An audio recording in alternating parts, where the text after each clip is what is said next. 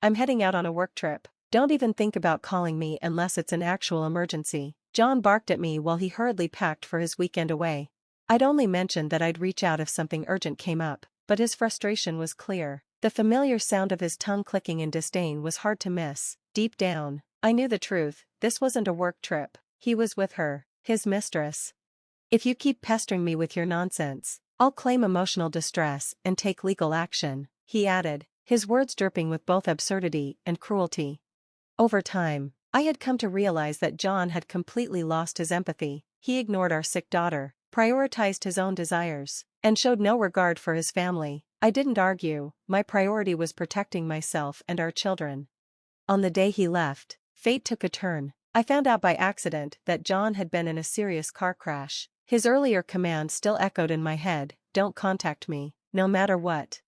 A part of me felt torn, but his indifference had taught me to put my own peace first. What happened to him was no longer my concern. I had my own secret, one John would never know. I shut off my phone with a sly grin, cutting off his chaos. I'm Mary, 34, a handmade artist working from home. I've been passionate about crafting accessories and other items since I was a kid. What started as a hobby eventually turned into a side business when I left my job to care for our two children, Ethan, an 8th grader, and CLA, a 6th grader. Once CLA started school, I revived my craft and began selling my creations online. John, my husband, is 2 years older than me. We first met in high school and later reconnected. He works in construction management, following in his father's footsteps. Unfortunately, John's admiration for his father's career led him to put his job above everything else, especially his family. John's parents, both in their 70s, often visited without notice. While they claimed to be showing affection, I found their visits intrusive. From the start, our relationship had been strained. They belittled my handmade crafts, dismissing them as not real work. But the worst part was their complete disregard for CLA's serious shellfish allergy. A single trace could put her life at risk, yet they mocked her condition, even trying to sneak shellfish into her meals. "It's all in her head," they would say. "If you expose her to it, she'll grow out of it. Allergies are exaggerated."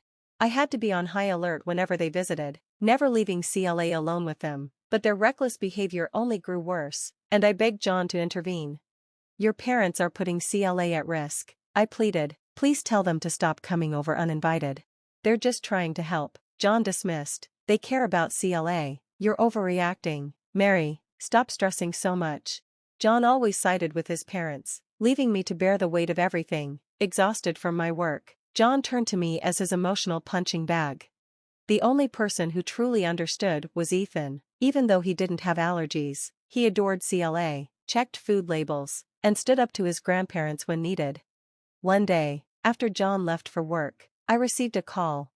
"Can you clean my parents' house today? Mom's at her exercise class, and they need it done before she returns. The kids are at school, and you're home doing nothing, so it's no big deal," he said casually. "I have work too, John," I reminded him. "Don't act like your little hobby is more important than my time, just do it," he said, hanging up, dismissing me yet again.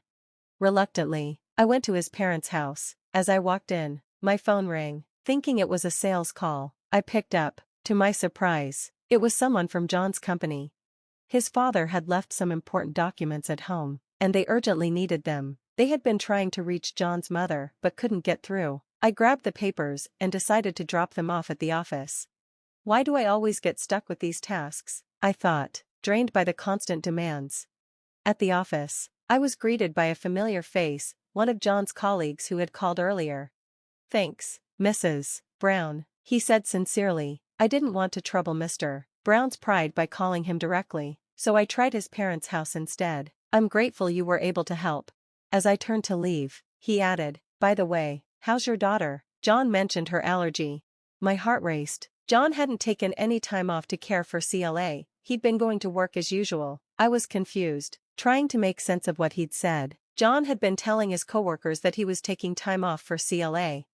I drove home, my mind spinning. The kids were already asleep when I arrived. I turned on the TV to calm myself, but I couldn't focus. That night, John came home late, clearly upset. "You didn't clean my parents' house today," he snapped. "Mom called to complain." I had forgotten to return after my visit to the office. I went to their house, but I had to drop off something for your father, I explained. John's eyebrow twitched nervously, a telltale sign. Who told you to go to the company? He demanded. I played dumb. No one. I just dropped off the documents and left. I forgot about the cleaning. John sighed, the tension easing. Whatever. Just apologize to Mom tomorrow. I'm going to bed. As he walked away, something felt off. That night, I pieced together the clues, the lie about taking time off, his absences, and his overreactions. It all pointed to one conclusion. John was having an affair. And if he was using CLA's allergy as an excuse, I couldn't forgive him. The next day, I hired a private investigator. It pained me to spend money from my online business, but I had to know the truth. Weeks later, the investigator confirmed my worst fears. John was cheating. He'd been skipping work to meet his mistress, even spending nights at hotels with her. She was young, probably in her 20s, stunning, with long black hair and an air of confidence. The photos left me stunned, but I felt more anger than sorrow. I gathered more evidence and met with a lawyer to discuss divorce. I learned about alimony, child support, and custody, preparing myself for a life without John. My thoughts were focused on a future for me and my children, not the past. A few days later, John came home late again. I have to work this weekend, he said nonchalantly. The next job site is far, so I'll be there for a survey. I'll be back on Sunday. I knew it was another lie. His job had shifted to office work, and overnight trips were no longer necessary. I understand, I replied calmly, but if anything happens with Claire, I'll call immediately. She's been feeling unwell, and with your parents away, there's no one else to turn to. Don't call me for anything trivial, he snapped. I'll be busy working. He stormed off, but his reaction confirmed my suspicions. That night, I logged into his credit card account and found a transaction that stood out, a charge at a luxury inn in a remote mountain area, far from where his parents were vacationing. My heart dropped. I searched the inn online, knowing John had planned to get away with his mistress. I felt disgusted, and a wave of anger washed over me. I had had enough. I decided it was time to take control of my life and find my own path. I browsed an apartment rental site and scheduled viewings for the weekend. By Saturday morning, John had disappeared, an overnight bag in tow, and hardly a word exchanged. Claire watched him leave while Ethan rested on the couch, still recovering from a cold. After tidying up, I got ready to head out. I'll be back soon. Look after each other, I said. Where are you going, Mom? Claire asked. I'll tell you later, I replied, keeping my voice light. Ethan, keep an eye on Claire. Okay, he mumbled. I planned to inform them about the divorce after securing a new home. John's connection with the kids had always been minimal, and Ethan had no patience for his father's dismissive attitude toward Claire's allergy. With John's parents away, it seemed like the ideal time to make my move. I spent the entire Saturday touring apartments, and by evening, I found the perfect place. It was too late to finalize the lease, so I planned to return the next day. On my way home, I wondered if John was having the time of his life on his romantic getaway. The thought filled me with anger, but I reminded myself I was moving forward. The next day, I left the kids at home and finalized the lease. Everything went smoothly, but I couldn't ignore the mounting expenses, the investigator, the lawyer, and now the apartment. Still, it was an investment in a brighter future. Just as I left the real estate office, my phone rang. It was Ethan. What's going on? I asked, hearing the panic in his voice. Mom, it's Claire. She collapsed. We're heading to the hospital, he said, sirens blaring in the background. My hand shook as I gripped the phone. A paramedic explained that Claire was in anaphylactic shock. I rushed to my car, my hands trembling as I struggled to start the engine. Realizing I needed help, I tried calling John, but he didn't answer. I sped to the hospital. When I arrived, Ethan was waiting outside the exam room. Is Claire okay? I asked, breathless. The doctor came over. She's stable now. Her blood pressure was dangerously low, but we managed to get it under control. She's resting. A wave of relief washed over me. Thank you, I whispered. Ethan did a great job, the doctor said. Ethan kept his head down, avoiding my gaze, but I couldn't have been prouder. After gathering Claire's insurance card, I headed back to the hospital. While sorting through paperwork, I noticed John's card was still there. He should have taken it if he was away. I grabbed the card and returned to the hospital. As I filled out the forms, Ethan pointed to the TV in the lobby. Mom, look, he said. The news was covering a single car crash. The car had gone through a guardrail. The footage showed the license plate. It was John's. The report mentioned 2 people with non-life-threatening injuries. My stomach twisted. Ethan was silent, but I wondered if he already knew about the divorce. Just then, my phone rang again. It was John. I hesitated, recalling his earlier words, "Don't call me about anything trivial." Now he was blowing up my phone. The irony was hard to ignore. I let the call ring out, then silenced it. I finished the paperwork and drove Ethan home, where John's parents were waiting outside. I left Ethan in the car and approached them.